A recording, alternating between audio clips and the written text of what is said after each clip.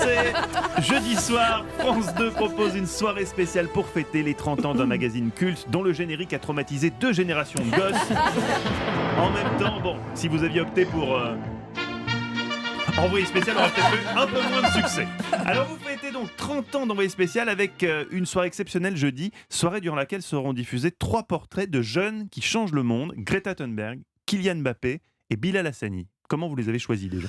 D'abord, on avait envie de fêter cet anniversaire en étant dans la ligne d'Envoyé spécial. C'est une émission qui a plutôt été précurseur tout le temps, qui a regardé vers l'avenir et qui n'était pas du tout dans le passé, qui a voulu faire découvrir aux Français toutes les nouvelles tendances, les figures émergentes. Et on s'est dit, évidemment, on continue.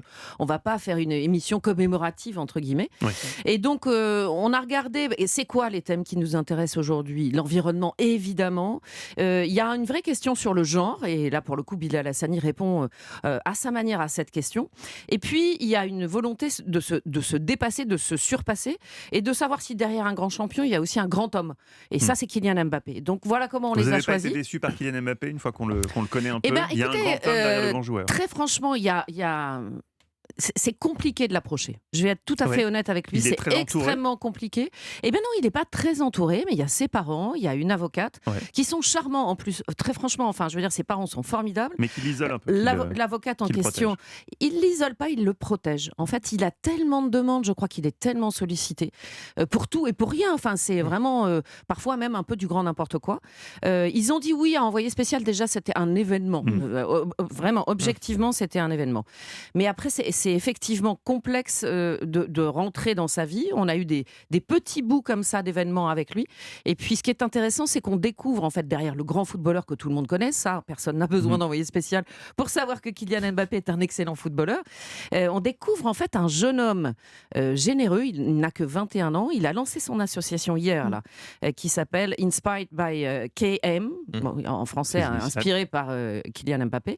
Et il va aider 98 jeunes, parce qu'il est né en 98, puis que c'est la date de la Coupe du Monde aussi. Mais il ne va pas les aider là pendant 3 semaines, 1 mois ou 6 mois. Non, il va les aider jusqu'à temps qu'ils arrivent dans leur milieu professionnel. Donc on voit bien que ce sont à chaque fois des engagements sur le long terme.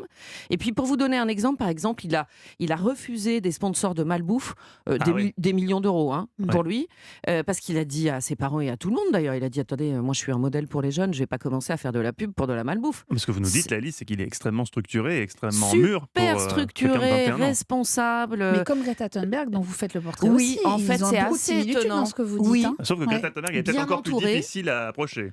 Encore plus que Kylian Mbappé, non ? C'est pas sûr. Pareil, la même difficulté.